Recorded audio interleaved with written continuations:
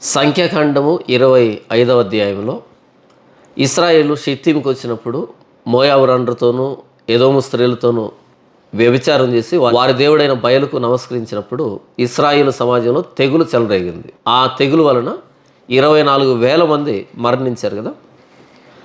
ఆ తెగులు అయిపోయిన వెంటనే దేవుడు మోషేతో ఎలియాజరుతో ఒక ఆజ్ఞ జారీ చేస్తున్నాడు. సంఖ్యాకాండం 26వ అధ్యాయం 1వ వచనం. ఆ తెగులు పోయిన తరువాత యెహోవా మోషేకును యాజకుడగు అహరోను కుమారుడైన ఎలియాజరుకును ఇలాగూ సెలవిచ్చెను. ఏం చెప్తున్నాడు అంటే 2వ వచనంలో, మీరు ఇశ్రాయేలీల సర్వ సమాజంలోనూ 20 ఏండ్లు మొదలుకొని పైప్రాయం కలిగి ఇశ్రాయేలీల్లో సేనగా బయలువెళ్ళు వారందరి సంఖ్యను వారి వారి పితరుల కుటుంబములను బట్టి వ్రాయించుడి. దేవుడు అంటున్నాడు మోషేతో ఎలియాజరుతో, ఎప్పుడు తెగులు పోయిన తర్వాత 25వ అధ్యాయంలో తెగులు అయిపోయిన తర్వాత వెంటనే మీరు ఇశ్రాయేలీల సంఖ్యను లెక్కించండి అని చెప్తున్నాడు. మనకు తెలుసు కదా, సంఖ్యాకాండం అని పేరు ఎందుకు వచ్చింది? ఈ గ్రంథంలో 2 సార్లు ఇశ్రాయేలీని లెక్కించడం జరిగింది కాబట్టి. మొదటిసారి ఎక్కడ లెక్కించడం జరిగింది? సంఖ్యాకాండం 1వ అధ్యాయంలో. అలా 12 గోత్రాలను లెక్కించి మొత్తం సంఖ్య 6,03,550 మంది అని లెక్కించడం జరిగింది. అందులో లేవీయులను చేర్చలేదు. మొట్టమొదటి జనసంఖ్య ఇశ్రాయేలుకు సంబంధించి ఎక్కడ జరిగింది? సీనాయి పర్వతం దగ్గర జరిగింది. ఎందుకు జరిగింది? వారి ముందు ఉన్నటువంటి అరణ్య యాత్రని మనసులో ఉంచుకొని సేనగా బయలు వెళ్ళేటువంటి ఇశ్రాయేలీల్ని కాల్బలాన్ని లెక్కించడం జరిగింది. అలా 38-39 సంవత్సరాలు అయిపోయిన తర్వాత ఇక వాగ్దాన దేశంలో ప్రవేశించే ముందు సంఖ్యాకాండం 26వ అధ్యాయంలో మరొక్కసారి జనసంఖ్యను లెక్కించడం జరుగుతుంది. ఇది 2వ జనసంఖ్య. కాబట్టి 2 సార్లు ఇశ్రాయేలును లెక్కించడం జరిగింది కాబట్టి దీనిని సంఖ్యాకాండం అని పిలిచారు. మొదటి జనసంఖ్యను లెక్కించింది ఎవరు అంటే మోషే అన్నైనటువంటి అహరోను. అయితే ఈ 2వ జనసంఖ్యను లెక్కిస్తూ ఉన్నది ఎవరంటే మోషే, అహరోను కుమారుడైనటువంటి ఎలియాజరు. మొదటి జనసంఖ్య దేనిని ప్రధానంగా చూసింది అంటే ఏ గోత్రానికి ఎంతమంది కాల్బలం ఉన్నారు అనేదాన్ని చూపెడితే, ఈ 2వ జనసంఖ్య ఏ గోత్రంలో ఎన్ని వంశాలు ఉన్నాయి, ఎన్ని కుటుంబాలు ఉన్నాయి అనేటట్టుగా కుటుంబాలని ప్రధానంగా చూపించింది ఈ 2వ జనసంఖ్య. మొదటి జనసంఖ్య అన్నది ఎర్ర సముద్రాన్ని దాటి సీనాయి పర్వతం దగ్గరికి వచ్చినప్పుడు, ఐగుప్తును విడిచిపెట్టినప్పుడు దాఖలు చేయబడినటువంటి జనసంఖ్య. ఈ 2వ జనసంఖ్య అన్నది ఇక యోర్దాన్ నదిని దాటి వాగ్దాన దేశాన్ని స్వతంత్రించుకోవడానికి చేసినటువంటి జనసంఖ్య. మొదటి జనసంఖ్య ప్రయాణం ప్రారంభించే ముందు దాఖలు చేయబడితే, ఈ 2వ జనసంఖ్య ప్రయాణం ముగింపుకు సంబంధించినటువంటి జనసంఖ్య. ప్రయాణం అయిపోయింది, ఇశ్రాయేలు ప్రయాణం 40 సంవత్సరాలు ఇశ్రాయేలు ప్రయాణం అయిపోయింది. ఇలా జనసంఖ్యను దేవుడు వ్రాయించడం ద్వారా ఏం చెబుతున్నాడు? ఆనాటి ఇశ్రాయేలీలతోనూ మనతోనూ భవిష్యత్ తరాలతోనూ ఈ పరిశుద్ధ గ్రంథాన్ని చదువుతున్నటువంటి మనందరితో దేవుడు ఏం చెబుతున్నాడు అంటే, ఆ రోజు ఇశ్రాయేళ్ళు కానీ మనం కానీ ఏదో మనం పొరపాటుగా ఈ భూమి మీదకి వచ్చిన వాళ్ళం కాదు. ప్రతి వ్యక్తి దేవుని ఆలోచనలో, దేవుని లెక్కలో ఉన్నవాడే. ఆ రోజు ఇశ్రాయేలుని దేవుడు లెక్కించమని చెప్పాడు అంటే ప్రతి ఇశ్రాయేలీయుణ్ణి దేవుడు పట్టించుకుంటున్నాడు. ఆ రోజు ఇశ్రాయేలే కాదు, మనమంతా కూడా దేవుని ఆలోచనలో ఉన్నవాళ్ళమే. కాబట్టి మనకేమైనా కష్టాలు వస్తున్నప్పుడు, సమస్యలు వస్తున్నప్పుడు మనం ఉక్కిరి బిక్కిరి కావాల్సిన అక్కర్లేదు. ఎందుకంటే మనం ప్రమాదవశాత్తు అనుకోకుండా పొరపాటుగా అలా గాలికి కసు ఎగిరినట్టుగా ఈ భూమి మీదకి వచ్చిన వాళ్ళం కాదు. మనం ప్రణాళికాబద్ధంగా ఈ భూమి మీదకు తల్లి గర్భం ద్వారా వచ్చిన వాళ్ళమే. దేవుడు మనల్ని పుట్టించాడు. కాబట్టి ప్రతి వ్యక్తి జీవితం పట్ల దేవుడికి ప్రత్యేకమైన ప్రణాళిక ఉంది. కాబట్టి ఉక్కిరి బిక్కిరి కాకండి. ప్రభువైన యేసుక్రీస్తు అంటారు కదా, అపోస్తులతో వారు సువార్తకు వెళ్ళేటప్పుడు భయపడుతూ ఉంటే 5 పిచ్చుకలు 2 కాసులకు అమ్మబడతాయి, అయినను మీ పరలోకపు తండ్రి సెలవు లేక వాటిలో ఒకటి కూడా నేలను పడదు అని చెబుతూ మీ తల వెంట్రుకలన్నీ లెక్కించబడ్డాయి, కాబట్టి మీరు ధైర్యంగా వెళ్ళంటాడు యేసు ప్రభు. అంటే మీ తల వెంట్రుకలన్నీ లెక్కించబడ్డాయి అంటే నా తల మీద ఎన్ని వెంట్రుకలు ఉన్నాయో నాకు తెలియదు, కానీ యేసు ప్రభు అంటున్నాడు మీ తల మీద వెంట్రుకలన్నీ లెక్కించబడ్డాయంటే ప్రతి వెంట్రుకకి దేవుడికి ఒక లెక్క ఉంది. మరి వెంట్రుకే దేవుడికి లెక్క ఉంటే ఈ మెడ మీద నుంచి తల కింద పడాలి అంటే చాలా పెద్ద విషయం కదా.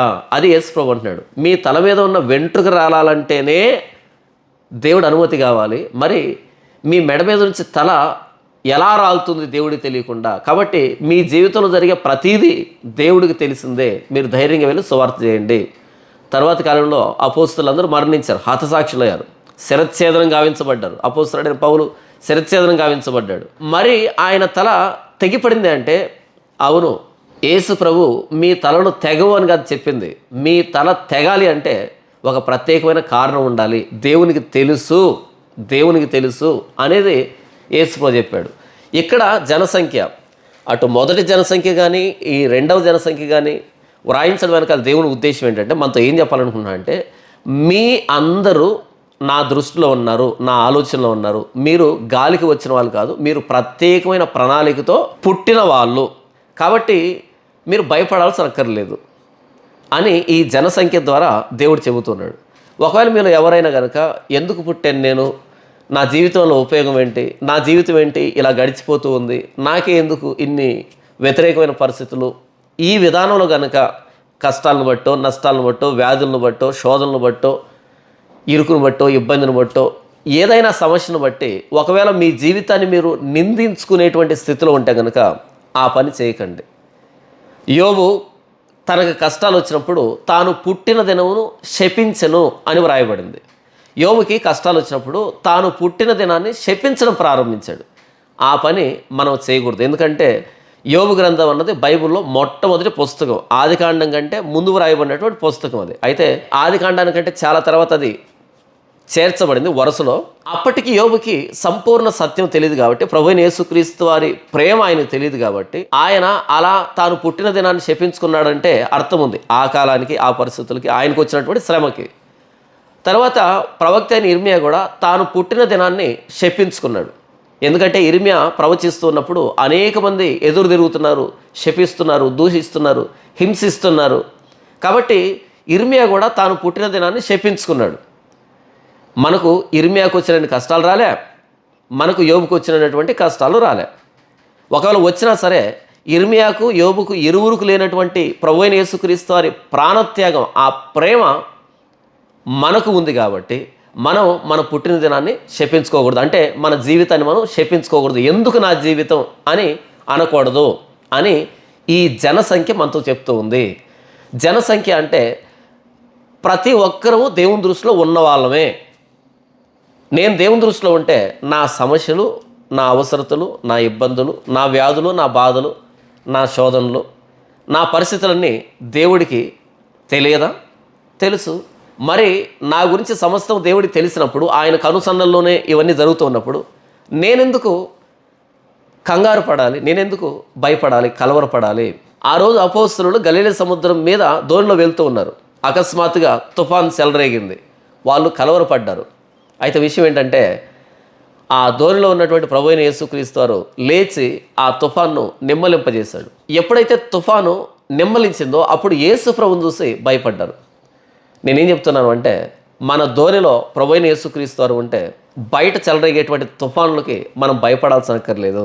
మనం ఎవరమో దేవుడికి తెలిసినప్పుడు, మన జీవితం పట్ల దేవుడికి ఒక ప్రణాళిక ఉన్నప్పుడు ఈ జీవితంలో చెలరేగేటువంటి తుఫానులకి మనం భయపడాల్సిన అక్కర్లేదు. సరే, ఇక విషయానికి వస్తే ఈ 26వ అధ్యాయంలో ఎలాగైతే మొదటి అధ్యాయంలో జనసంఖ్య దాఖలు చేయబడిందో అలాగే జనసంఖ్య దాఖలు చేయబడింది. అయితే ఇక్కడ కొన్ని ప్రత్యేకమైనటువంటి విషయాల గురించి చర్చించడం జరుగుతుంది. ఎందుకంటే మొదటి జనసంఖ్య అన్నది ప్రయాణం ప్రారంభించే ముందు దాఖలు చేయబడింది. ఈ రెండవ జనసంఖ్య అన్నది, క్రొత్త జనసంఖ్య అన్నది ఇక యోర్దాన్ నదిని దాటి వాగ్దాన దేశంలో అడుగుపెట్టే ముందు దాఖలు చేయబడింది. కాబట్టి ఈ గడిచినటువంటి సంవత్సరాలన్నింటిలో ఎన్ని రకాల అవిధేయకరమైనటువంటి సంఘటనలు చోటు చేసుకున్నాయి, ఎక్కడెక్కడ తప్పిపోయారు ఇశ్రాయేలీలు అనేటువంటి కొన్ని విషయాలు చేరుస్తూ అందుకని వీరి జనసంఖ్య తగ్గింది అనేటువంటి విషయాన్ని ఇక్కడ దేవుడు చెబుతూ ఉంటాడు. దీన్ని మనసులో పెట్టుకోండి. మరొకసారి చెప్తున్నాను, మొదటి జనసంఖ్యలో నేరుగా జనాలను లెక్కించడం జరిగింది.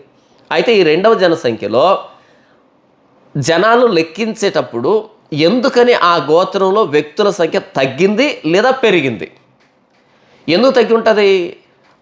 ఆ గోత్రానికి సంబంధించి ఏదో ఒక అవిధేయకరమైనటువంటి కార్యం జరిగింది ఆ కుటుంబంలో, కాబట్టి వారి జనసంఖ్య తగ్గింది లేదా పెరిగింది. అంటే ఆ గోత్రానికి సంబంధించిన వ్యక్తులు నమ్మకంగా ఉన్నారు అనేటట్టుగా పెరిగింది. ఈ మార్పును చూపెడుతూ కొన్ని విషయాల్లో జనసంఖ్యను లెక్కించడం జరిగింది. మొదటి జనసంఖ్య సంఖ్యను చూపెడితే ఈ రెండవ జనసంఖ్య కుటుంబాల మీద దృష్టి సారించింది. సరే, ఇక చూద్దాం.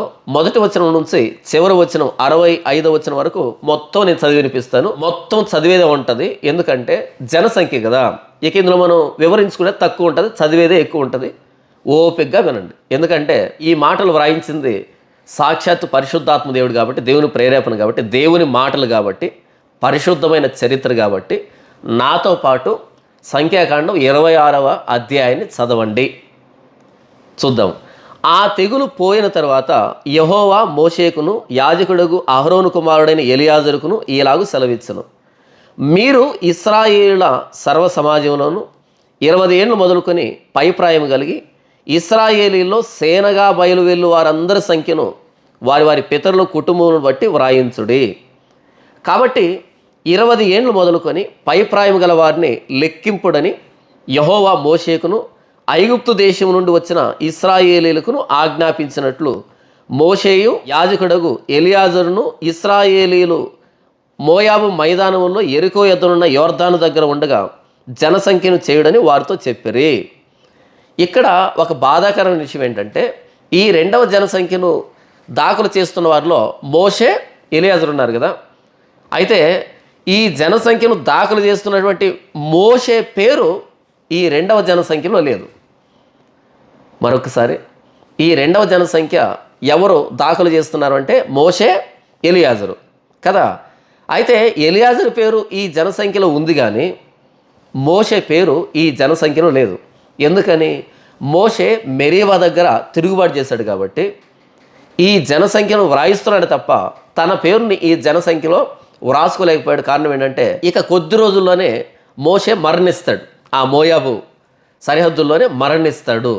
ఎందుకంటే మోషే కూడా పాతతరం వ్యక్తి లాంటి వ్యక్తే కాబట్టి, పాతతరం అంతా గతించిపోవాలి కాబట్టి అవిధేయత చూపించిన వారందరూ, అందులో మోషే కూడా మరణిస్తాడు. ఎంతటి బాధాకరమైన విషయం కదా. మొదటి జనసంఖ్యను దాఖలు చేసేటప్పుడు ఆ జనసంఖ్యలో మోషే ఉన్నాడు, ఆయన అన్న అహరోన్ ఉన్నాడు, వీరి అక్క మిరియాము ఉంది. కానీ ఈ రెండవ జనసంఖ్యలో మిరియాము లేదు, అహరోన్ లేడు. ఈ జనసంఖ్యను దాఖలు చేస్తున్నటువంటి మోషే పేరు కూడా ఆయన బ్రతుకున్నా సరే వ్రాసుకోలేకపోయాడు. ఎంతటి బాధాకరమైన విషయం కదా. నిజమే, ప్రభువైన యేసుక్రీస్తు వారికి ద్రోహంగా మనం ఏదైనా కార్యాన్ని తలపెడితే ప్రభువైన యేసుక్రీస్తు వారి జీవ గ్రంథంలో మన పేరుని కోల్పోతాం. మోషే మొదటి జనసంఖ్యలో తన పేరు ఉంది, కానీ ఈ రెండవ జనసంఖ్యలో తన పేరు వ్రాసుకోలేకపోయాడు. కారణం ఏంటంటే మెరీబా దగ్గర ఆయన చూపించినటువంటి అవిధేయత. ప్రభువైన యేసుక్రీస్తు వారి సిలువను విక్రించేటట్టుగా, ప్రభువైన యేసుక్రీస్తు వారి ప్రాణత్యాగాన్ని అవమానించేటట్టుగా, ప్రభువైన యేసుక్రీస్తు వారిని మరొకసారి బాహాటంగా సిలువ వేసేటట్టుగా మనం కనుక ప్రవర్తిస్తే ప్రభువైన యేసుక్రీస్తు వారి జీవగ్రంథంలో మన పేరు గల్లంతవుతుందేమో మనకై మనం పరీక్షించుకుందాం. తర్వాత 5వ వచనం చూడండి. ఇశ్రాయేలు తొలిచూలు రూబేను. రూబేను పుత్రుల్లో హనోకీయులు, హనోకు వంశస్థులు, పల్లోనీయులు, పల్లు వంశస్థులు, హెస్రోనీయులు, హెస్రోను వంశస్థులు, కర్మీయులు, కర్మీ వంశస్థులు. వీరు రూబేనీయుల వంశస్థులు. వారిలో లెక్కింపబడిన వారు 43,730 మంది. పల్లు కుమారుడు ఏలియాబు, ఏలియాబు కుమారులు నెమూయేలు, దాతాను, అబీరాము. ఇక్కడ చూడండి, ఏలియాబు, దాతాను, అబీరాము అంటే మీకు ఏదైనా సందర్భం గుర్తొస్తుందా? కోరహు తిరుగుబాటు విషయంలో ఆ కోరహుతో పాటు కలుసుకున్న వాళ్ళు ఎవరు? దాతాను, అబీరాములు కదా. చూడండి ఏం చెప్తున్నాడు. కోరహు తన సమూహంలో పేరు పొందినవాడు. అతని సమాజము యెహోవాకు విరోధముగా వాదించినప్పుడు, ఎవరికి విరోధంగా అంట? యెహోవాకు విరోధముగా వాదించినప్పుడు సమాజంలో మోషే అహరోనులకు విరోధముగా వాదించిన దాతాను, అబీరాములు వీరు. నేను ముందే చెప్పాను కదా, ఒక్కో గోత్రాన్ని గురించి మాట్లాడుతున్నప్పుడు ఆ గోత్రంలో పాజిటివ్ చెప్తూ ఉంటాడు, నెగిటివ్ చెప్తూ ఉంటాడు. అందరికి కాదు, ఎక్కడ చెప్పాలో అక్కడ. అలా రూబేను గోత్రాన్ని ఆయన లెక్కిస్తున్నప్పుడు ఆ రూబేను గోత్రంలో దాతాను, అబీరాములు యెహోవాకు విరోధంగా వాదించినటువంటి దాన్ని ఇక్కడ జ్ఞాపకం చేస్తున్నాడు. ఎప్పుడు? కొన్ని సంవత్సరాల తరువాత, వాగ్దాన దేశంలో ప్రవేశించే కంటే ముందుగా. 10వ వచనం, ఆ సమూహపు వారు మృతి పొందినప్పుడు అగ్ని 250 మందిని భక్షించినందునను భూమి తన నోరు తెరిచి వారిని కోరహును మృంగివేసినందునను వారు దృష్టాంతములైరి. అయితే కోరహు కుమారులు చావలేదు. ఇక్కడ చూడండి, రూబేను గోత్రంలోను కోరహు సంబంధించిన కుటుంబంలోను వారి కుటుంబాలను భూమి మృంగివేసింది. అయితే కోరహు కుమారులు చావలేదు అనేటువంటి ఆ చరిత్రను రూబేను గోత్రాన్ని ప్రస్తావిస్తున్నప్పుడు దేవుడు జ్ఞాపకాన్ని చేస్తున్నాడు. దాదాపు 39 సంవత్సరాల తర్వాత, అంటే 40వ సంవత్సరంలో. ఎందుకంటే మనం దేవునికి విరోధంగా పాపం చేసినప్పుడు ఆ పాపం అన్నది అలా మిగిలిపోతుంది, ఒక మచ్చగా మిగిలిపోతుంది. కాబట్టి కోరహులాగా, దాతాను, అబీరాములాగా దేవునికి విరోధంగా పాపం చేస్తున్నారేమో, జాగ్రత్త. అది మచ్చగా మిగిలిపోతుందేమో మన జీవితంలో, జాగ్రత్త. 12వ వచనం చూడండి, షిమ్యోను పుత్రుల వంశములలో నెమూయేలు వంశస్థులు, యామినీలు యామిన్ వంశస్థులు, యాకీనీలు యాకీన్ వంశస్థులు, జరహీలు జరహ వంశస్థులు, షావులు వంశస్థులు. ఇవి షిమ్యోనీల వంశములు. వారు 22,200 మంది. మొదటిగా రూబేను గోత్రం చెప్పాడు, ఇప్పుడు షిమ్యోను గోత్రం చెప్తున్నాడు. షిమ్యోను గోత్రంలో మొత్తం ఎంతమంది అంట? 22,200 మంది. 22,200 మంది. మీకు అర్థం కాలేదు కదా? మొదటి జనసంఖ్యలో షిమ్యోనీయులు ఎంతమంది అంటే 59,000 మంది. 59,000 మంది కంటే ఎక్కువైనటువంటి జనాభా. ఇక్కడ ఎంతమంది? 22,000 మంది. 59 ఎక్కడ, 22 ఎక్కడ? ఎందుకని ఇంత జనాభా తగ్గింది అంటే 25వ అధ్యాయంలో ఎవరి వలన తెగులు వచ్చింది? షిమ్యోను గోత్రానికి సంబంధించి ప్రధాని సాలు ఉన్నాడు కదా, సాలు కుమారుడైనటువంటి జిమ్రి చేసినటువంటి ఆ అతిక్రమానికి 24,000 మంది మరణించారు కదా. 24,000 మంది మరణించారు కదా, వాళ్ళు షిమ్యోనీయులు. ఎందుకంటే షిమ్యోను గోత్రానికి సంబంధించి అపచారం జరిగింది కాబట్టి షిమ్యోనీయులు ఎక్కువ భాగం మరణించారు. కాబట్టి ఇక్కడ 22,000 మందికి సంఖ్య తగ్గింది. 59 నుంచి 22,000కి వచ్చింది. మనం పాపం చేసినప్పుడు మన శేషం కూడా ఇలాగే తయారవుతుంది. ఎంత గొప్పవాళ్ళమైనా సరే, ఎంత విస్తరించి ఉన్నా సరే, మర్రిమానులాగా విస్తరించి ఉన్నా సరే, దేవుడు కొమ్మలన్నింటిని నరికివేస్తాడు, మోడుగా మారుస్తాడు. దానికి ఉదాహరణ షిమ్యోనీయులు.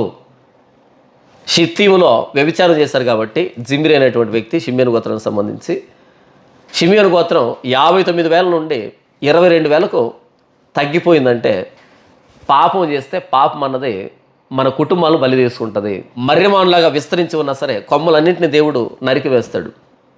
కాబట్టి జాగ్రత్త, షిమ్యోనీయులకు పట్టినటువంటి గతి మనకు పట్టకుండా ఉండాలి. ఇక మూడవదిగా 15వ వచనం, గాదు పుత్రుల వంశములలో సెపోను వంశస్థులు, హగ్గీ వంశస్థులు, షూనీ వంశస్థులు, ఓజనీ వంశస్థులు, ఏరీ వంశస్థులు, అరోదు వంశస్థులు, అరేలి వంశస్థులు. వీరు గాదీల వంశస్థులు. వ్రాయబడిన వారి సంఖ్య చొప్పున వీరు 40,500 మంది. ఇక తర్వాత గోత్రం చూడండి, యోధా కుమారులు ఏరు, ఓనాను. చూడండి, యోధాను గురించి చెబుతూ ఉన్నప్పుడు ఎక్కడికి వెళ్ళాడు? ఏరు, ఓనాన్ దగ్గరికి వెళ్ళాడు. అంటే ప్రారంభంలో తెలుసు కదా, ఏరు, ఓనాన్లు గురించినటువంటి సందర్భం మనకు తెలుసు కదా, అక్కడికి వెళ్ళాడు. అంటే ఏ గోత్రాన్ని ఆయన ప్రస్తావిస్తున్నాడో ఆ గోత్రాల్లో జరిగినటువంటి పొరపాటును కూడా ఆయన జ్ఞాపకాన్ని తీస్తున్నాడు. ఎందుకంటే ఇంతవరకు వాగ్దాన దేశానికి ప్రయాణమే జరిగింది. ఇప్పుడు వాగ్దాన దేశంలో ప్రవేశిస్తున్నారు కాబట్టి ఆ ప్రవేశించే ముందు వారి గోత్రాల్లో జరిగినటువంటి ఈ తప్పుని చెప్పడం ద్వారా ఇక మీదట మీరు ఇలాంటి తప్పుని పునరావృతం చేయకండి. వాగ్దాన దేశంలో ఈ ప్రయాణంలో అంటే చేశారు కానీ, లేదా అంతకుముందు చేశారు కానీ, ఇప్పుడు వాగ్దాన దేశాన్ని ఇస్తున్నాను కదా, ఈ వాగ్దాన దేశంలో అలాంటి పాపాలు ఇక మీదట జరగకూడదు అనే దానికి వారి డ్రాబ్యాక్స్, మిస్టేక్స్ మరొకసారి జ్ఞాపకాన్ని చేస్తున్నాడు ఇశ్రాయేలీలకి. అందుకని యోధా కుమారులు ఏరును ఓనాను కనాను దేశంలో మృతి పొందిరి. ఎందుకు మృతి పొందారో, ఎలా మృతి పొందారో మనకు తెలుసు కదా. యోధావారి వంశములలో షేలా వంశస్థులు, పెరిస వంశస్థులు, జరహ వంశస్థులు, పెరిసీలలో హెస్రోను వంశస్థులు, హామూలీయులు హామూలు వంశస్థులు, వీరు యూదీయుల వంశస్థులు. వ్రాయబడిన వారి సంఖ్య చొప్పున వీరు 76,500 మంది. ఇంతవరకు యూదా గోత్రం అయిపోయింది. ఇప్పుడు ఇస్సాకారు పుత్రుల వంశస్థులలో తోలాహీలు తోలా వంశస్థులు, పువ్వీలు పువ్వా వంశస్థులు, యాషూబీలు యాషూబు వంశస్థులు, షిమ్రోనీయులు షిమ్రోను వంశస్థులు, వీరు ఇస్సాకారీయుల వంశస్థులు. వ్రాయబడిన వారి సంఖ్య చొప్పున వీరు 64,300 మంది. తర్వాత చూడండి, జబూలూను పుత్రుల వంశస్థులలో సెరెదీయులు సెరెద వంశస్థులు, ఏలోనీయులు ఏలోను వంశస్థులు, యహలేలీయులు యహలేలు వంశస్థులు. వ్రాయబడిన వారి సంఖ్య చొప్పున వీరు 60,600 మంది. తర్వాత చూడండి, యోసేపు పుత్రుల వంశస్థులు, అతని కుమారులు మనషే ఎఫ్రాయిము. మనకు తెలుసు కదా, యోసేపు బదులు యోసేపు స్థానంలో మనషే ఎఫ్రాయిములు ఎలా వచ్చారు అంటే, యోసేపు తప్పిపోయి మరలా ఆయన ఐగుప్తులో ఉన్నాడని తెలిసి యాకోబు ఐగుప్తుకి వెళ్ళి యోసేపును చూసి అప్పుడు వారి మధ్య ఒక నిబంధన జరిగింది కదా, నీకు పుట్టినటువంటి 2 కుమారులు నాకు ఇచ్చేసి తర్వాత పుట్టేటువంటి కుమారులు నీ కుమారులుగా భావించు, వీరిద్దరిని నా కుమారులుగా భావిస్తానని మనషేను ఎఫ్రాయిమును ఇశ్రాయేలు గోత్రాలు చేర్చుకున్నాడు కదా యాకోబు. అలా యోసేపు పేరు పోయి యోసేపు స్థానంలో, అంటే ఒక పేరు పోయి ఆ స్థానంలో 2 పేర్లు వచ్చాయి. అంటే రెట్టింపు స్వాస్థ్యం ఇశ్రాయేలీలు. ఎవరికి? యోసేపు వంశస్థులకి. యోసేపు ఫలించెడు కొమ్మ. ఇక నెరవేరుతూ ఉందా, ఒక గోత్రం బదులు 2 గోత్రాలు వచ్చాయి, ఒక్క స్వాస్థ్యం బదులు 2 స్వాస్థ్యాలు వచ్చాయి. ఎందుకంటే యోసేపు ఫలించెడు కొమ్మ. యోసేపు చూపించినటువంటి ఆ నమ్మకం, ఆ విధేయత, ఆ పరిశుద్ధత, పాపం నుంచి పరిగెత్తినటువంటి విధానం, చివరికి చెరసాల్లో కూడా మగ్గిపోవడానికి ఇష్టపడ్డాడు తప్ప పాపంలో దొరలడానికి ఇష్టపడలేదు యోసేపు. కనుక యోసేపు ఫలించెడు కొమ్మ, ఆయనకు 2 స్వాస్థ్యం వచ్చింది. కాబట్టి మనం కూడా పాపం నుంచి పరిగెడితే, పాపాన్ని అసహించుకుంటే, నేను ఇంత దుష్కార్యం చేసి నా దేవునికి విరోధంగా ఎట్లు పాపం కట్టుకుందును అనేటువంటి ఆలోచన మనకు ఉంటే గనక, దేవుని ప్రతి సందర్భంలో గౌరవిస్తే గనక, భయపడితే గనక మనం కూడా ఫలించే కొమ్మలం అవుతాం. యోసేపులాగా రెట్టింపు స్వాస్థ్యం, భూ సంబంధంగానైనా పర సంబంధంగానైనా. యోసేపు పుత్రుల వంశస్థులు, అతని కుమారులు మనషే ఎఫ్రాయిము. మనషే కుమారుల్లో మాకీరీలు మాకీరి వంశస్థులు. మాకీరు గెలాదును కనెను, గెలాదీయులు గెలాదు వంశస్థులు, వీరు గెలాదు పుత్రులు. ఈజరీయులు ఈజర్ వంశస్థులు, హెలకీయులు హెలక వంశస్థులు, అస్రియేలీలు అస్రియేలు వంశస్థులు, షెకెమీయులు షెకెం వంశస్థులు, షెమిదాయేయులు షెమిదా వంశస్థులు, హెపెరీయులు హెపెరు వంశస్థులు. హెపెరు కుమారుడైన సెలోపెహాదుకు కుమార్తెలే కానీ కుమారులు పుట్టలేదు. సెలోపెహాదు కుమార్తెల పేర్లు మహలా, నోయా, హొగ్లా, మిల్కా, తెర్సా. వీరు మనషీయుల వంశస్థులు. వ్రాయబడిన వారి సంఖ్య చొప్పున వీరు 72,750 మంది. ఇక్కడ చూడండి, ఈ హెపెరు వంశంలో సెలోపెహాద్ అనే వ్యక్తికి కుమారులు లేరంట, కుమార్తెలు ఉన్నారంట. ఎవరు వాళ్ళు? మహలా, నోయా, హొగ్లా, మిల్కా, తెర్సా అనేటువంటి 5 మంది కుమార్తెలు ఉన్నారు. వీరిని గూర్చే, ఈ సెలోపెహాదు కుమార్తెలు ఎవరు, వాళ్ళు ఏం చేశారు అనే దాని గురించే సంఖ్యాకాండం 27వ అధ్యాయం అంతా ఉంటుంది. దీన్ని మనసులో పెట్టుకోండి. సంఖ్యాకాండం 27వ అధ్యాయంలో సెలోపెహాదు కుమార్తెల గురించే మనం మాట్లాడుకుంటాం. అందుకని దేవుడు ప్రత్యేకంగా వ్రాయిస్తున్నాడు. ఆ 5 మంది కుమార్తెలు ఎంత తెలివైన వాళ్ళు చరిత్రలో ఎలా నిలవబడిపోయారు, ఎలా వారు ఇశ్రాయేలీలో ఒక కొత్త చట్టం రావడానికి కారణమయ్యారు అన్నది 27వ అధ్యాయంలో మనం చదువుకుంటాం. అయితే ఇంతవరకు మనషే గోత్రం అయిపోయింది. తర్వాత చూడండి, ఎఫ్రాయిం పుత్రుల వంశములు ఇవి. షోతలహీయులు షోతలహ వంశస్థులు, బేకరీయులు బేకరు వంశస్థులు, తహనీయులు తహను వంశస్థులు. వీరు షోతలహ కుమారులు. ఏరానీయులు ఏరాను వంశస్థులు, వీరు ఎఫ్రాయిముల వంశస్థులు. వ్రాయబడిన వారి సంఖ్య చొప్పున వీరు 32,500 మంది. వీరు యోసేపు పుత్రుల వంశస్థులు. ఇలా యోసేపుకి రెట్టింపు స్వాస్థ్యం వచ్చింది.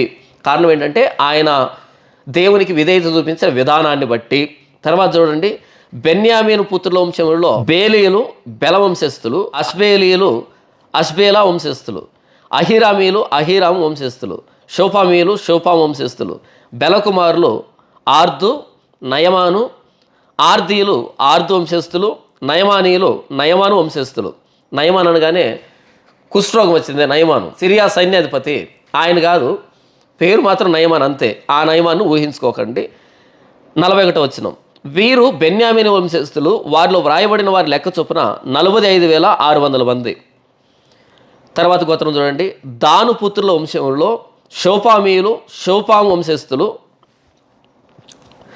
దాను పుత్రుల వంశములలో షూషామీయులు షోషాము వంశస్థులు, వీరు తమ వంశములలో దానియేలు వంశస్థులు. వ్రాయబడిన వారి సంఖ్య చొప్పున వీరు 64,400 మంది.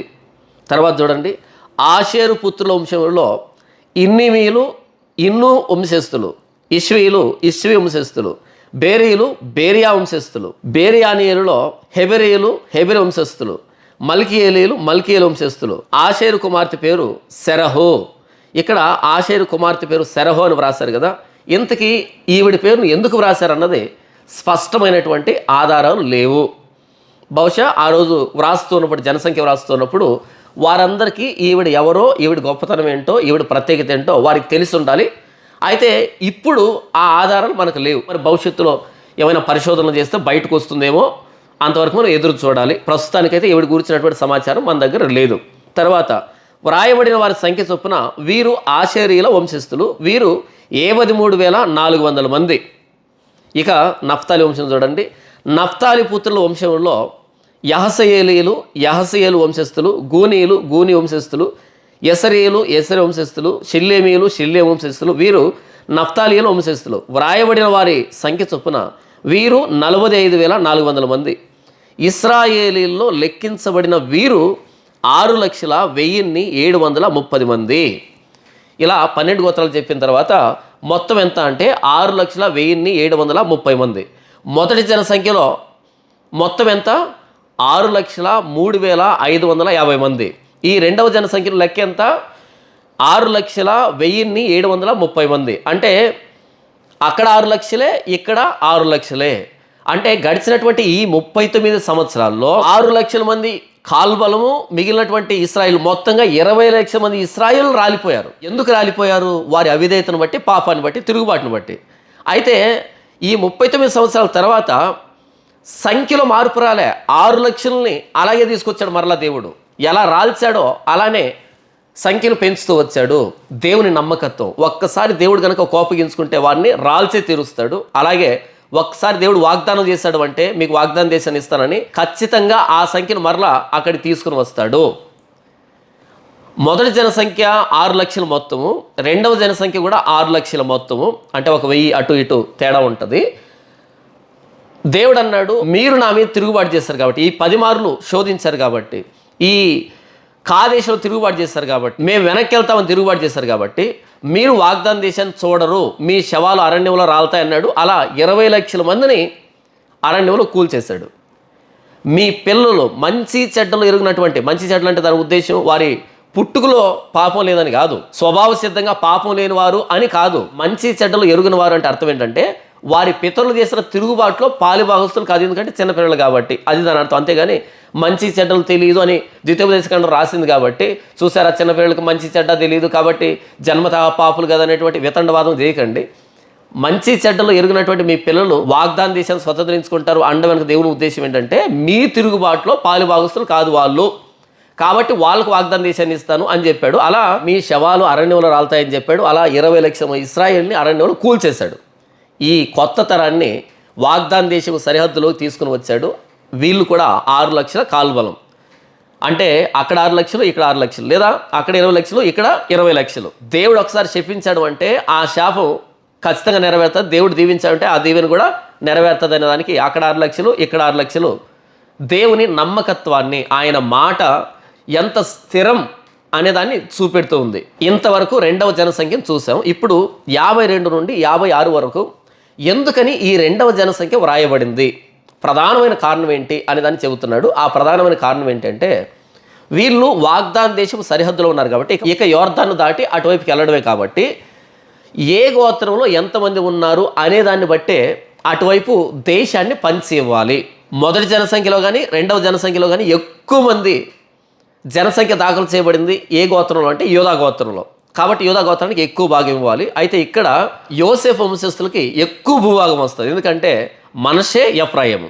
ఆ మనషే కూడా యోర్దానికి తూర్పు వైపున అర్ధగోత్రం ఉంటుంది, పశ్చిమాన అర్ధగోత్రం ఉంటుంది. కాబట్టి ఎక్కువ భూభాగం ఈ యోసేఫు పుత్రులకు వచ్చింది. అంటే మనషేకు, ఎఫ్రాయిముకు వచ్చింది. కాబట్టి ఈ గోత్రం చాలా పెద్దదిగా కనపడుతుంది. ఎందుకంటే ఇద్దరు, ఒక గోత్రం కాస్త 2 అయింది కాబట్టి. అలా కాకుండా ఒకే గోత్రంగా మాట్లాడుకుంటే యోధా గోత్రానికి ఎక్కువ భూభాగం వచ్చింది. కారణం ఏంటంటే మొదటి జనసంఖ్యలో కానీ రెండవ జనసంఖ్యలో కానీ ఎక్కువ మంది జనాభా ఉన్నది యూదా గోత్రంలోనే. 52 నుండి 56 వచనంలో ఏం చెప్పబడుతుందంటే, ఎందుకని ఈ జనసంఖ్య రెండవ జనసంఖ్య అంటే, వారి జనసంఖ్యను బట్టి వారికి భూమిని ఇవ్వండి, స్వాస్థ్యాన్ని ఇవ్వండి అనేదానికి. దీన్ని నేను చదివి వినిపిస్తాను. యెహోవా మోషేకు ఇలాగ సెలవిచ్చును, వీరి పేర్ల లెక్క చొప్పున ఆ దేశమును వీరికి స్వాస్థ్యముగా పంచిపెట్టవలెను. ఎక్కువ మందికి ఎక్కువ స్వాస్థ్యము ఇవ్వవలెను, తక్కువ మందికి తక్కువ స్వాస్థ్యము ఇవ్వవలెను. దాని జనసంఖ్యను బట్టి ఆయా గోత్రములకు స్వాస్థ్యము ఇవ్వవలెను. చీట్లు వేసి ఆ భూమిని పంచిపెట్టవలెను. వారు తమ తమ పితరుల గోత్రముల జనసంఖ్య చొప్పున స్వాస్థ్యమును పొందవలెను. ఎక్కువ మందికేమి తక్కువ మందికేమి చీట్లు వేసి ఎవరి స్వాస్థ్యమును వారికి పంచిపెట్టవలెను. ఇక్కడ దేవుడు ఏమంటున్నాడు, ఎక్కువ మంది జనాభా ఉంటే వారికి ఎక్కువ స్వాస్థ్యాన్ని ఇవ్వాలి, తక్కువ మంది ఉంటే తక్కువ స్వాస్థ్యాన్ని ఇవ్వాలి. ఇంతవరకు మనం చదివినటువంటి జనసంఖ్యలో తక్కువ మంది జనసంఖ్య ఏ గోత్రంలో ఉన్నారు? షిమ్యోను గోత్రంలో. ఎందుకు షిమ్యోను గోత్రంలో తక్కువ మంది ఉన్నారు? సంఖ్యాకాండం 25వ అధ్యాయంలో తెగులు కారణమైందే షిమ్యోను గోత్రం కాబట్టి అక్కడ 24,000 మంది కూలిపోయారు కాబట్టి జనసంఖ్య తగ్గిపోయింది. అలా స్వాస్థ్యం చిన్నది వచ్చింది. పాపం చేస్తే అభివృద్ధిని, ఆశీర్వాదాన్ని, దీవెనని మనం ఆశించకూడదు, దేవుని దయను కోరుకోకూడదు. పాపం చేస్తే పశ్చాత్తాపడాలి, పాపం చేస్తే పర్యవసానాన్ని అనుభవించాలి అనేదానికి షిమ్యోను గోత్రం 59 నుండి 22కు పడిపోయింది. నీ జీవితం ఏమైనా పాపం చేస్తున్నావేమో, దేవుడు నిన్ను ఎలా తగ్గించబోతున్నాడు, ఎలా నిన్ను నరకబోతున్నాడో ఇప్పుడే ఆలోచించుకుంటే మంచిది. ఆయన పూర్తిగా కొమ్మలు తెగ్గొట్టి మొదల దగ్గరికి పెకలించక ముందే ఇప్పుడే మేలుకుంటే మంచిది. షిమ్యోను గోత్రాన్ని చూసైనా సిగ్గు తెచ్చుకుంటే చాలా మంచిది. తర్వాత మనం చూస్తే ఎక్కువ మందికి ఎక్కువ స్వాస్థ్యాన్ని ఇవ్వాలి, తక్కువ మందికి తక్కువ స్వాస్థ్యాన్ని ఇవ్వాలి, అందుకని జనసంఖ్య. రెండవదిగా ఆ స్వాస్థ్యాన్ని ఎలా ఇవ్వాలంటే చీట్లు వేసి పంచిపెట్టాలి. చీట్లు వేయాలి.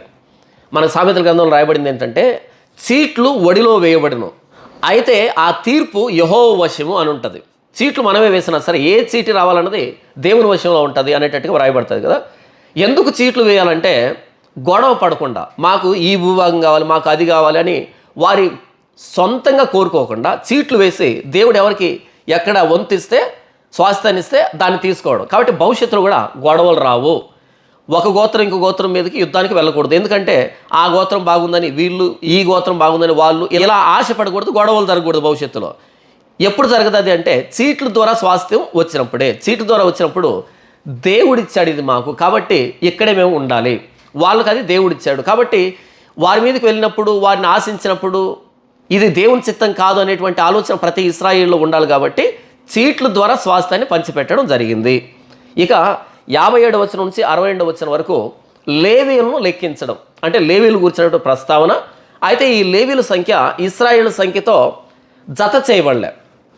మనకి 51లోనే అయిపోయింది, 6,10,730 మంది అని అయిపోయింది సంఖ్య. అయితే ఇక్కడ 57 నుంచి 62లో లేవీలని మరొకసారి జ్ఞాపకాన్ని చేస్తున్నాడు. అయితే సంఖ్యను చేర్చలే. ఆ లేవీల గురించి ఏం మాట్లాడుతున్నాడో ఒకసారి చూద్దాం. ఎందుకు ఈ మాట చెప్తున్నాడు అంటే, ఓ లేవీయులారా, మిగిలిన 12 గోత్రాలకు ఇచ్చినట్టుగా నేను మీకు స్వాస్థ్యాన్ని ఇవ్వను అని చెప్తున్నాడు. చూద్దాం. వారి వారి వంశములలో లెక్కింపబడిన లేవీయులు వీరు: గెర్షోనీయులు, గెర్షోను వంశస్థులు; కహాతీయులు, కహాత వంశస్థులు; మెరారీయులు, మెరారీ వంశస్థులు. లేవీల వంశములు ఏమనగా లిబ్నీల వంశము, హెబ్రోనీల వంశము, మహలీల వంశము, మూషీల వంశము, కోరహీల వంశము. కహాతు అమ్రామును కనెను. అమ్రాము భార్య పేరు యోకెబెదు. ఆమె లేవీ కుమార్తె. ఐగుప్తులో ఆమె లేవీకు పుట్టెను. ఆమె అమ్రాము వలన అహరోనును, మోషేను, వీరి సహోదరులకు మిర్యామును కనెను. అహరోను వలన నాదాబు, అబీహు, ఎలియాజరు, ఈతమారు పుట్టిరి. నాదాబు, అబీహులు యెహోవా సన్నిధికి అన్యాగ్ని తెచ్చినప్పుడు చనిపోయారు. వారిలో నెల మొదలుకొని పైప్రాయం కలిగి లెక్కించబడిన వారందరూ 23,000 మంది. వారు ఇశ్రాయేలీలో లెక్కింపబడిన వారు కారు కనుక ఇశ్రాయేలీలో వారికి స్వాస్థ్యం ఇవ్వబడలేదు. చూడండి, లేవీ గోత్రాన్ని గురించి చెబుతూ ఉన్నప్పుడు నాదాబు, అబీహులు దేవుని సన్నిధికి అన్యాగ్ని తీసుకుని వచ్చి మరణించారనే దాన్ని ప్రత్యేకంగా ఎందుకు ఆయన చెబుతున్నాడు అంటే, వాగ్దాన దేశం సరిహద్దులో ఉన్నారు కదా, మీరు వాగ్దాన దేశంలోకి వచ్చిన తర్వాత నాదాబు, అబీహులాగా తిరుగుబాటు చేయకండి, నిర్లక్ష్యంగా ప్రవర్తించకండి, అలా చావకండి అనే దాన్ని వారి తప్పిదాన్ని జ్ఞాపకాన్ని తెస్తున్నాడు, ముందు గోత్రాలు తెచ్చినట్టుగా. తర్వాత 62వ వచనంలో వారిలో నెల మొదలుకొని పైప్రాయం కలిగి లెక్కింపబడిన వారందరూ 23,000 మంది. వారు ఇశ్రాయేలులో లెక్కింపబడిన వారు కారు గనుక ఇశ్రాయేలులో వారికి స్వాస్థ్యం ఇవ్వబడలేదు. లేవీలకు దేవుడు స్వాస్థ్యాన్ని ఇవ్వలే. ఒక్కసారి మిమ్మల్ని మీరు లేవి గోత్రంలో ఊహించుకోండి. 20 లక్షల మంది ఇశ్రాయేలు ఇలా యోర్దాను తీరాన్ని ఉన్నారు, విస్తరించి ఉన్నారు. అయితే అంతమందికి దేవుడు జనసంఖ్యను లెక్కించడం, వారికి స్వాస్థ్యాన్ని అంతే వాళ్ళు చెప్పడం జరిగింది. అయితే లేవి గోత్రం దగ్గరికి వచ్చినప్పుడు లేవీలకు దేవుడు స్వాస్థ్యాన్ని ఇవ్వలే. మరి అటువైపు ఆ దేశంలో, వాగ్దాన దేశంలో స్వాస్థ్యం లేకుండా, భూమి లేకుండా, ఆస్తి లేకుండా అక్కడ ప్రవేశించాలి అంటే లేవీలకి సంతోషం ఉంటుందా? మీరు కనుక లేవీలు అయితే మీరు సంతోషపడతారా?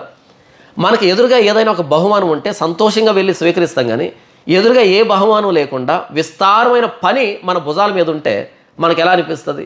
బాధగా అనిపిస్తుంది కదా, మానవ నైజం కదా.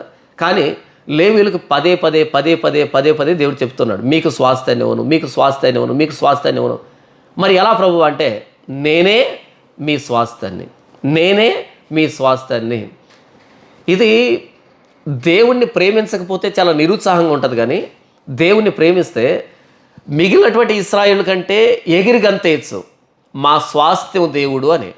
దీన్ని అపోస్తలుడైన పౌలు అంటాడు, నా మట్టుకైతే బ్రతుకుట క్రీస్తు, చావు అయితే లాభం అంటాడు ఆయన.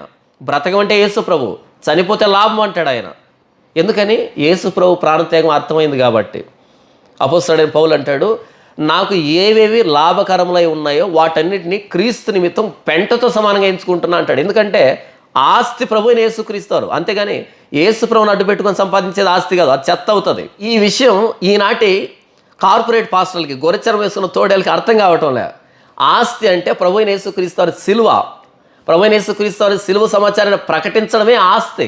యేసు ప్రభు పేరును వాడుకొని సంపాదించడం కాదు. ఎందుకంటే ఎంత సంపాదించా ఎక్కడ పెట్టిపోవాల్సిందే. చచ్చేటప్పుడు భయం భయంగా ఆ తీర్పును స్వాగతిస్తూ చావాల్సిందే, నరకానికి వెళ్తామని తెలిసి తెలిసి చావాల్సిందే. కానీ నిస్వార్థంగా ప్రభువైన యేసుక్రీస్తు వారి సిలువను ప్రకటించి చూడండి, ఆ ధైర్యము, ఆ ఆనందము ఎంత బాగుంటుందో. దావీదు అంటాడు కదా, మనోహర స్థలముల్లో నాకు పాలు ప్రాప్తించను. మనోహర స్థలం అంటే యోధా గోత్రం గురించి మాట్లాడుతున్నాడు, యోధా గోత్రానికి వచ్చిన స్వాస్థ్యం గురించి మాట్లాడుతున్నాడు. కాదు, నా స్వాస్థ్య భాగం నీవే, నా పానీయ భాగం నీవే అని మాట్లాడతాడు. ఎవరితో? దేవునితో. దేవా, నీవే నా స్వాస్థ్య భాగం, నీవే నా పానీయ భాగం. కాబట్టి మనోహర స్థలంలో నాకు పాలు ప్రాప్తించింది అని అంటాడు దావీదు. యోధా గోత్రాన్ని మనసులో ఉంచుకొని కాదు, దేవుని మనసులో ఉంచుకొని. ఇక్కడ లేవీలతో దేవుడు అంటున్నాడు, ఓ లేవీలారా, యోర్దానికి అటువైపు వాగ్దాన దేశంలో మీకు స్వాస్థ్యాన్ని ఇవ్వను, మీ స్వాస్థ్యాన్ని నేనే. అబ్బా, ఎంత అద్భుతమైనటువంటి మాట ఇది. దేవుడే తమకు స్వాస్థ్యముగా కలిగినటువంటి జనుల జీవితం ఎంత ధన్యమైంది. తమ జీవితం అంతా దేవుని సేవను భుజాల మీద మోసేటువంటి ఆ భాగ్యం ఎంత గొప్పది, ఆ జనులు ఎంత ధన్యులు. దేవుని సేవ చేయడం అంటే అందరికీ రాదది. మిగిలినటువంటి ఇశ్రాయేలు స్వాస్థ్యాన్ని పొందుకొని, పొలాలు పెట్టుకొని, వ్యాపారం చేసుకొని, పశువులు మేపుకొని వారి జీవనోపాధి సంపాదించుకున్నారు. కానీ లేవి గోత్రం నెలప్రాయం మొదలుకొని లెక్కించబడ్డారు వీళ్ళు. వాళ్ళు మాత్రం 20 సంవత్సరాలు పైప్రాయం కలిగి లెక్కించబడ్డారు. అంటే చిన్నతనం నుంచే దేవుని సేవకులుగా గుర్తించబడ్డారు లేవీలు. ఎంత భాగ్యం కదా లేవీలుది.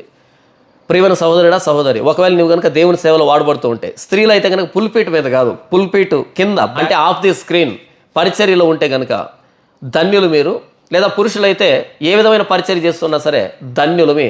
తిన్నా తినకపోయినా, ఉన్నా లేకపోయినా, మన గుర్తింపు ఉన్నా లేకపోయినా సరే మనం లేవీ గోత్రం కాబట్టి దేవుని సేవను భుజస్కంధాల మీద మోసేటువంటి బాధ్యత మనకు ఇవ్వబడింది చిన్నతనం నుండే. మనకి భూమి మీద స్వాస్థ్యం ఉండకపోవచ్చు, ఆస్తి ఉండకపోవచ్చు, అంతస్తు ఉండకపోవచ్చు, కానీ దేవుడే మన స్వాస్థ్యం. సిలువ ఉన్న ప్రభువైన యేసుక్రీస్తు వారి సువార్త ప్రకటనే, ఉచితంగా ప్రకటించడమే మన జీతం. మన జీతం. మనకి గృహ నిర్వాహకత్వం అప్పగించబడింది అపోస్తలుడైన పౌలు. కాబట్టి ప్రభు సేవని సంతోషంగా, ఉత్సాహంగా చేద్దాం. అయితే ప్రభువైన యేసుక్రీస్తు వారు నమ్మదగినవాడు, నమ్మదగిన యజమాని. పనివాడు తన జీతానికి పాత్రుడు. ఎవరు గుర్తించినా గుర్తించకపోయినా, ఎవరు పట్టించుకున్నా పట్టించుకోకపోయినా, మనం గనక ప్రభువైన యేసుక్రీస్తు వారి సిలువను మోస్తే ప్రపంచానికి సువార్త రూపేణ ప్రభువైన యేసుక్రీస్తు వారు ఎంత నమ్మకమైన యజమాని అంటే ఎవరికి రావాల్సిన జీతాన్ని వాడికి ఇచ్చే తీరుతాడు. ఒకవేళ ప్రభువైన యేసుక్రీస్తు వారు మనకు జీతం ఇవ్వట్లేదంటే మనం పని చేయట్లేదు. పనివాడు తన జీతానికి పాత్రుడు. యేసు ప్రభు కంటే నమ్మకమైన యజమాని ఉన్నాడా? లేడు కదా. దేవుని సేవ చేసేటువంటి గోత్రంలో పుట్టడం ఎంత ధన్యత. మిగిలినటువంటి గోత్రాలు తక్కువ నేను చెప్పట్లేదు, కానీ వాళ్ళు వారికి సంబంధించినటువంటి పనులు చేసుకుంటారు. కానీ అపోస్తలుడైన పౌలు అంటాడు కదా, అందరూ తమ సొంత కార్యములే చూసుకొనిచున్నారు కానీ యేసుక్రీస్తు కార్యములు చూడరు అంటాడు ఫిలిప్పీ పత్రికలో. అందరూ తమ తమ సొంత కార్యాలనే చూసుకొనిచున్నారు కానీ యేసుక్రీస్తు కార్యములు చూడరు. అంటే మిగిలినటువంటి వ్యక్తులు వారి సొంత పనుల్లో మిగిలినటువంటి వ్యక్తులు వారి సొంత పనుల్లో నిమగ్నమై ఉంటారు. తప్పు లేదు, ఎలాగో బ్రతకాలి కదా. అయితే ప్రభువైన యేసుక్రీస్తు వారు సేవ చేసేటువంటి మనం ఎల్లవేళలా ఇదే సేవలో పని కలిగి ఉన్నాం కాబట్టి ధన్యత. అయితే మిగిలిన వారు చూసి వారికేంటి ఇంత శాలరీ వస్తుంది, వీరికేంటి ఇంత ఆస్తి ఉంది, నాకేంటి ఏమీ లేదు అనుకోవద్దు. ఎందుకంటే ఆ ఆస్తి ఆ శాలరీ వారి స్వాస్థ్యం కావచ్చు, కానీ దేవుడే సిలువ ఇవ్వబడిన ప్రభువైన యేసుక్రీస్తు వారే మన స్వాస్థ్యం. ఈ భాగ్యాన్ని గుర్తించగలిగితే ఎగిరి గంతేస్తాం. ఆ రోజు లేవీయులకి ఏమర్థమైందో తెలియదు, కానీ ఈరోజు మనకు అర్థం కావాలి. లేవీయులకు మించినటువంటి సేవ ప్రభువైన యేసుక్రీస్తు సిలువను మోసుకుంటూ తిరిగేటువంటి సేవ ఎంత భాగ్యం, ఎంత ధన్యత. నేనైతే ధన్యుణ్ణి అని భావిస్తాను. ఎందుకంటే ప్రతినిత్యం ప్రభువైన యేసుక్రీస్తు వారి సిలువ త్యాగం గురించి మాట్లాడేటువంటి నా జీవితం ఎంత ధన్యమైంది అని నేను మనస్ఫూర్తిగా భావిస్తున్నాను. మీరు కూడా ఆలోచించండి దీని గురించి. తర్వాత 63వ వచనం నుంచి చివరి వచనం వరకు ఈ కొత్త జనసంఖ్యలో 2 పేర్లు మాత్రమే పాత జనసంఖ్య నుంచి తీసుకోబడ్డాయి. అర్థం కాలేదు కదా. ఉదాహరణకి ఈ సంవత్సరం జనాభా లెక్కలు జరిగాయి అనుకోండి, ఇందులో మన కుటుంబంలో పేర్లన్నీ లిఖించబడతాయి. వచ్చే జనాభా లెక్క 10 సంవత్సరాలు జరుగుతుంది కదా. ఆ 10 సంవత్సరాలకి మన కుటుంబంలో ఒకరో ఇద్దరు చనిపోయి ఉండొచ్చు, ఒకరో ఇద్దరు కొత్తగా పుట్టి ఉండొచ్చు. అప్పుడు ఈ కొత్త వ్యక్తులు చేర్చబడతారు కొత్త జనసంఖ్యలో. ఎవరితో పాటు? పాత వ్యక్తులతో పాటు కొత్త వ్యక్తులు 2 చేర్చబడతారు, లేదా 2 మైనస్ అయి ఉంటారు, అంతే. పెద్దగా మార్పులు రావు.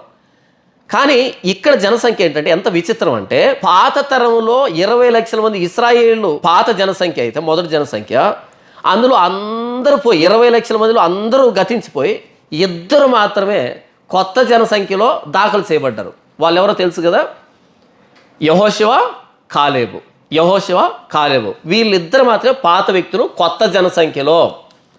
ఏం చెప్తుంది ఇదంటే, దేవుని మాటకు మనం విధేయత చూపెడితే ఆయన జీవ గ్రంథంలో నుండి మన పేరును కొట్టివేయడు అని దేవునికి విధేయత చూపించారు కాదేశులో. ఎవరు? యెహోషువ కాలేబులు. ఆనాటి సమాజానికి విరోధంగా నిలవబడి, ఆనాటి సమాజానికి ఎదురుగా ధైర్యంగా నిలవబడి 10 మంది చెడ్డ సమాచారం తెచ్చినా సరే వారితో ఏకీభవించకుండా దేవుని మీద నమ్మకం ఉంచి ఈ సర్వ సమాజం రాళ్లతో కొడుతుందేమో అని ఏమాత్రం భయపడకుండా వారి ప్రాణాలు తెగించి వారు చూసినటువంటి సమాచారాన్ని చూసినట్టుగా చెప్పారు, నమ్మకంగా ప్రవర్తించారు. కాబట్టి ఈ మధ్యకాలంలో ఎన్నో తెగుళ్ళు వచ్చినా, ఎన్నో ప్రమాదాలు వచ్చినా, ఎన్నో విపత్కర పరిస్థితుల ద్వారా వచ్చినా సరే వారిని దేవుడు కోల్చలేదు. ఆ 2 మాత్రమే కొత్త జనసంఖ్యలో చేర్చాడు. అంటే మనం ప్రభువైన యేసుక్రీస్తు ప్రాణత్యాగాన్ని గౌరవించే వాళ్ళమైతే మన పేరు ఎప్పటికీ జీవ గ్రంథంలోంచి తుడిచిపెట్టబడదు. పరిస్థితులు తలకిందులు కావచ్చు గాక, కుడి ఎడమ కావచ్చు గాక, కానీ మన పేరుని జీవగ్రంథంలో ఉండి ప్రభువైన యేసుక్రీస్తు జీవగ్రంథంలో ఉంచి ఎవరు తుడిచిపెట్టలేరు. ఆయన చేతిలోంచి మనల్ని ఎవరు అపహరించలేరు. యెహోషువ కాలేబుల్లాగా ఎంతోమంది యెహోషువ కాలేబులతో పాటు బయలుదేరినటువంటి 20 లక్షల మంది ఇశ్రాయేలు కూలిపోతే ఈ 2 మాత్రమే బ్రతికి కొత్త జనసంఖ్యలో దాఖలు చేయబడి వాగ్దాన దేశంలో ప్రవేశించారు. అంటే చివరికి ధర్మశాస్త్రాన్ని తీసుకున్న మోషే కూడా రాలిపోయాడు. ప్రధాన యాజకత్వం చేసినటువంటి అహరోను గతించిపోయాడు. మోషేను కాపాడినటువంటి మిర్యాము కూడా గతించిపోయింది. కానీ యెహోషువ కాలేబులు ఇరువురు వాగ్దాన దేశంలో ప్రవేశించారు కొత్త తరంతో పాటుగా. అంటే పాత తరానికి కొత్త తరానికి బ్రిడ్జ్ లాంటి వాళ్ళు, వంతెన లాంటి వాళ్ళు యెహోషువ కాలేబులు. ఒకవేళ కొత్త తరం వ్యక్తులకి దేవుడు ఐగుప్తు నుంచి ఇశ్రాయేలును ఎలా నడిపించాడో కనుక ఏదైనా సందేహం వస్తే 2 దగ్గరికే వెళ్ళాలి.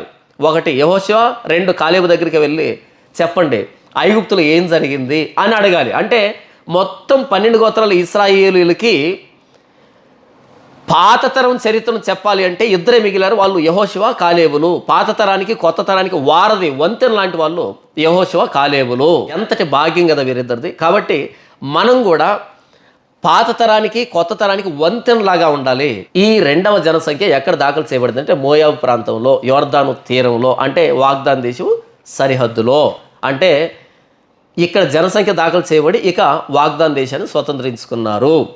ప్రభువైన యేసుక్రీస్తు వారు సిలువకు వెళ్లే ముందు అపోస్తులతో ఒక మాట చెప్పి వెళ్ళాడు. అంటే వీళ్ళు బాధపడుతున్నారు, యేసు ప్రభు వెళ్ళిపోతున్నాడు అని వీళ్ళు బాధపడుతూ ఉంటే యేసు ప్రభు వారికి చెప్పినటువంటి ఆ మాట ఎంత అద్భుతంగా ఉంది అంటే, యోహాను సువార్త 14వ అధ్యాయం 1వ వచనం నుంచి, మీ హృదయమును కలవరపడనీయకుడి, దేవుని యందు విశ్వాసం ఉంచుతున్నారు, నా యందును విశ్వాసం ఉంచుడి. నా తండ్రి ఇంట అనేక నివాసములు కలవు, లేని ఎడల మీతో చెప్పుదును, మీకు స్థలము సిద్ధపరచ వెళ్ళుచున్నాను. నేను వెళ్ళి, ఎలా వెళ్ళి? శిలువ మీద ప్రాణం పెట్టుట ద్వారా వెళ్ళి, శిలువ మీద ప్రాణం పెట్టి సమాధి చేయబడి 3వ దినాన్న పునరుద్ధానుడై, అంటే ప్రభువైన యేసుక్రీస్తు వెళ్ళి అనగానే అలా వెళ్ళిపోయడం కాదు, ఆయన శిలువ మరణం ద్వారా వెళ్ళి, నేను వెళ్ళి మీకు స్థలము సిద్ధపరిచిన ఎడల నేనుండు స్థలంలో మీరును ఉండులాగున మరలా వచ్చి నా యొద్ద ఉండుటకు మిమ్మల్ని తీసుకొని పోవదును. ఎందుకు శిలువ మరణాన్ని పొందుతున్నాను అంటే, మీకు స్థలాన్ని సిద్ధపరచడానికి, మరణం తర్వాత మీకు స్థలాన్ని సిద్ధపరచడానికి. ఇక్కడ మోయాబు మైదానంలో యోర్దానుకు అటువైపు స్వాస్థ్యాన్ని పొందుకోవడానికి ఇటువైపు జనసంఖ్య దాఖలు చేయబడుతూ ఉంది. ఏ గోత్రంలో ఎంతమంది ఉన్నారు కాబట్టి యోర్దానికి అటువైపు ఎవరికి ఎంత స్వాస్థ్యాన్ని ఇవ్వాలి అనే దానికి జనసంఖ్య దాఖలు చేయబడుతుంది కదా. ఇక్కడ యేసు ప్రభు అంటున్నాడు, మరణం తర్వాత, యోర్దాన్ తర్వాత కాదు, భూమి మీద కాదు, మరణం తర్వాత మీకు స్థలాన్ని సిద్ధపరచడానికి. ఆ రోజు ఇశ్రాయేలుకి మోషే, ఎలియాజర్లు ఎలాగైతే స్థలాన్ని సిద్ధపరిచారో, తర్వాత యెహోషువ నాయకత్వంలో దాన్ని ఎలాగైతే పంచిపెట్టాడో, అలా నేను మరణం తర్వాత మీకు స్వాస్థ్యాన్ని సిద్ధపరచడానికి వెళ్తున్నాను ఈ శిలువ మరణం ద్వారా. నేను వెళ్ళి మీకు స్థలాన్ని సిద్ధపరిస్తే అప్పుడు మీరు కూడా వచ్చి నేను ఉండేటువంటి స్థలంలో ఉంటారు అని యేసు చెప్తున్నాడు. ఇశ్రాయేలీయులది వాగ్దాన దేశంలో స్వాస్థ్యం అయితే మనది పరలోక స్వాస్థ్యం. ఇశ్రాయేల్ దేశంలో స్వాస్థ్యాన్ని పంచిపెట్టింది యెహోషువ అయితే, మనకి పరలోకంలో స్వాస్థ్యాన్ని ఏర్పాటు చేస్తూ ఉన్నది ప్రభువైన యేసుక్రీస్తు వారు, శిలువలో ప్రాణం పెట్టిన ప్రభువైన యేసుక్రీస్తు వారు. ఈ సంఖ్యాకాండం 26వ అధ్యాయంలో జనసంఖ్య దాఖలు చేసింది మోషే, ఎలియాజర్లు. ఆ జనసంఖ్యను బట్టి వాగ్దాన దేశాన్ని పంచిపెట్టింది యెహోషువ. అర్థమవుతుందా? జనసంఖ్యను దాఖలు చేసింది మోషే, ఎలియాజర్లు అయితే ఆ జనసంఖ్య చొప్పున స్వాస్థ్యాన్ని పంచిపెట్టింది యెహోషువ. అయితే మన విషయంలోనైతే ఇక్కడ భూమి మీద మన జనసంఖ్య దాఖలు చేయబడింది బాప్తిస్మం రూపంలో జనసంఖ్య దాఖలు చేయబడింది. ఒకసారి దీని గురించి చూడండి. వారు ఈ మాట విని హృదయంలో నొచ్చుకొని, సహోదరులారా మేమేమి చేతుమని పేతురును కడమ అపోస్తులను అడుగుగా, పేతురు, మీరు మారు మనసు పొంది పాప క్షమాపణ నిమిత్తం ప్రతివాడు యేసుక్రీస్తునామమున బాప్తిసం పొందుడి, అప్పుడు మీరు పరిశుద్ధాత్మను వరమును పొందుదురు. ఈ వాగ్దానం మీకును మీ పిల్లలకును దూరస్తులందరికీ, అనగా ప్రభువైన మన దేవుడు తన యొద్దకు పిలిచిన వారికి అందరికీ చెందునని వారితో చెప్పాను. ఇంకను అనేక విధమైన మాటలతో సాక్ష్యం ఇచ్చి, మీరు మూర్ఖులకు ఈ తరం వారికి వేరై రక్షణ పొందడం వారిని హెచ్చరించను. కాబట్టి అతని వాక్యం అంగీకరించిన వారు బాప్తీసం పొందురే. ఆ దినమందు ఇంచుమించు 3000 మంది చేర్చబడిరే. ఎక్కడ చేర్చబడ్డారు? అపోస్తులతో చేర్చబడ్డారు. తర్వాత 5000 మంది చేర్చబడ్డారు. ఇలా సంఘంలో చేర్చబడుతూ వచ్చారు వ్యక్తులు, అంటే పరలోక రాజ్యంలో చేర్చబడుతూ వచ్చారు. ఆ రోజు ఇశ్రాయేలు ఎలాగైతే లెక్కించబడ్డారో వాగ్దాన దేశానికి వెళ్ళడానికి, అలాగే ఇప్పుడు ఎవరైతే ప్రభువైన యేసుక్రీస్తు శిలువ దగ్గరికి వచ్చి, ఆయన శిలువ మరణం నా కోసమే జరిగింది, నా పాపాలను బట్టి జరిగిందని మారు మనసు ద్వారా పాప క్షమాపణ కోసం యేసుప్రభు రక్తంలో కడగబడుతున్నామనే బాప్తీసం తీసుకుంటూ పరిశుద్ధాత్మ దేవుని పొందుకుంటే గనుక అలాంటి వారు సార్వత్రిక సంఘంలో చేర్చబడతారు. వీళ్ళు పరలోక స్వాస్థ్యాన్ని అనుభవించడానికి, ప్రభువైన యేసుక్రీస్తు వారితో పాటు సదాకాలం ఉండడానికి యోగ్యులు. నా పేరైతే సంఘంలో దాఖలు చేయబడింది అని నేను విశ్వసిస్తూ ఉన్నాను. నా ప్రభువైన యేసుక్రీస్తు వారి యందు మారు మనసు పశ్చాత్తాపం ద్వారా బాప్తిజం తీసుకొని ఇంత దూరం నా ప్రభువైన యేసుక్రీస్తు వారితో పాటు ప్రయాణం చేస్తున్నా సంఘంలో, ఆనాటి అపోస్తుల వరుసలో వచ్చినటువంటి సార్వత్రిక సంఘంలో. కాబట్టి నేను పరలోక స్వాస్థ్యాన్ని అనుభవించడానికి, నా ప్రభువైన యేసుక్రీస్తు ముఖ దర్శనాన్ని ఎల్లవేళలా చేయడానికి, యుగాలు చేయడానికి నేను అర్హుణ్ణి అని భావిస్తున్నాను. మరి నీ పేరు సార్వత్రిక సంఘంలో లిఖించబడిందా? నీ స్థానిక సంఘంలో కాదు. నీ స్థానిక సంఘంలో ఏముంది? కానుక వేసేదాన్ని బట్టి నీ సభ్యత్వం ఆధారపడి ఉంటుంది. ప్రత్యేకించి టెంపుల్స్ వచ్చాయి కదా, ఈ కలవరం టెంపుల్స్ వచ్చాయి కదా, వీటిలో సభ్యత్వం అనేది ఎలా ఉంటుందంటే ఇచ్చేటువంటి ఆ డబ్బును బట్టి, కానుకను బట్టి, దశంభాగాన్ని బట్టి. కానీ నేను అడుగుతుంది ఏంటంటే, సార్వత్రిక సంఘంలో ఇక్కడ నుంచి ప్రారంభమైంది చూసారా, 3000 మంది చేర్చబడింది, 5000 మంది చేర్చబడింది. ఇలా ప్రారంభ సంఘంతో చేర్చబడుతూ వచ్చినటువంటి ఆ సంఖ్యలో నీవు ఉన్నావా? లేకపోతే ఈ టెంపుల్స్లో నీ సభ్యత్వం ఉందా? స్థానిక సంఘంలో సభ్యత్వం ఉందా? ఏది చచ్చిపోయినప్పుడు పెట్టులో పాతి పెట్టేదానికి సభ్యత్వం ఉందా? లేకపోతే చచ్చిపోయినప్పుడు పరలోకంలో స్వాస్థ్యాన్ని అనుభవించడానికి, ప్రభువైన యేసుక్రీస్తు వారి ముఖదర్శనం చేయడానికి, ఆయన ప్రతి గాయాన్ని ముద్దాడడానికి నీకు సభ్యత్వం ఉందా? చేర్చబడ్డావా అని అడుగుతున్నా. అపోస్తలుడైన పేతురు తన పత్రికలో ఏమంటున్నాడు అంటే, అయితే మీరు చీకటిలో నుండి ఆశ్చర్యకరమైన తన వెలుగులోనికి మిమ్మల్ని పిలిచిన వాని గుణాతిశయములను ప్రచురం చేయ నిమిత్తమును ఏర్పరచబడిన వంశమును రాజులైన యాజక సమూహమును పరిశుద్ధ జనమును దేవుని సొత్తైన ప్రజలనై ఉన్నారు. ఒకప్పుడు ప్రజగా ఉండక ఇప్పుడు దేవుని ప్రజ అయితిరి. ఒకప్పుడు కనికరింపబడక ఇప్పుడు కనికరించబడిన వారైతిరి. చాలా జాగ్రత్త వినండి. ఒకప్పుడు ప్రజగా ఉండక ఇప్పుడు దేవుని ప్రజ అయితిరి. ఒకప్పుడు ప్రజగా లేరు మీరు, ఇప్పుడు దేవుని ప్రజ అయ్యారు. ఎలా అయ్యాము? చీకటిలో నుండి ఆశ్చర్యకరమైన తన వెలుగులోనికి పిలిచాడు ప్రభువైన యేసుక్రీస్తు. ఎలా? మీ పాపముల చేతను అపరాధముల చేతను మీరు చచ్చిన వారై ఉండగా, ప్రభువైన యేసుక్రీస్తు శిలువ మరణాన్ని బట్టి ఆయన రక్తంలో కడగబడినటువంటి విధానాన్ని బట్టి మనం జీవంలోకి వచ్చాం కదా, మరణంలో నుంచి జీవంలోనికి దాటాం కదా ప్రభువైన యేసుక్రీస్తుని బట్టి. ఒకప్పుడు మీరు ప్రజగా ఉండగా ఇప్పుడు దేవుని ప్రజ అయితరి. ఒకప్పుడు నేను దేవుని ప్రజ కాదు, పేరుకు మాత్రమే బ్రతికున్నాను తప్ప నా పాపాలను బట్టి మరణించిన స్థితిలో ఉన్నాను, మరణపు చీకట్లో ఉన్నాను. అయితే ప్రభువైన యేసుక్రీస్తు సువార్త ప్రకాశం నా మీద ప్రకాశించినప్పుడు ఆయన నేను అంగీకరించడం ద్వారా, మారు మనసు పశ్చాత్తాపం ద్వారా బాప్తీసం తీసుకుంటూ ప్రభువైన యేసుక్రీస్తు వారే నా దేవుడు అని నేను బహిరంగ సాక్ష్యం ఇవ్వడం ద్వారా, ఆయన నాకు పరిశుద్ధాత్మ దేవుని అనుగ్రహించడం ద్వారా ఇంతవరకు అపోస్తుల బోధలను సహవాసంలోను రొట్టె విరచటేందో ప్రార్థన చేయటేందో ఎడతెగగా నన్ను నడిపిస్తున్న విధానాన్ని బట్టి ఇప్పుడు నేను దేవుని ప్రజల్లో సంఖ్యగా లెక్కించబడ్డాను అని నేను నమ్ముతున్నాను. ఈ నిశ్చయత నీకుందా? కాబట్టి మీరు ఎలాంటి పరిస్థితుల్లో ఉన్నారో భౌతికంగా నాకు తెలియదు, కానీ మనం పరలోక పౌరులమే. ప్రభువైన యేసుక్రీస్తు మరణాన్ని బట్టి పరలోక పౌరులమే. కాబట్టి ఈ భూ సంబంధమైన వాటి మీద మనసు పెట్టుకోకండి, పైన వాటి మీద మనసు పెట్టుకోదు. ఎందుకంటే మన పౌరసత్వం పరలోకంలో ఉంది కాబట్టి.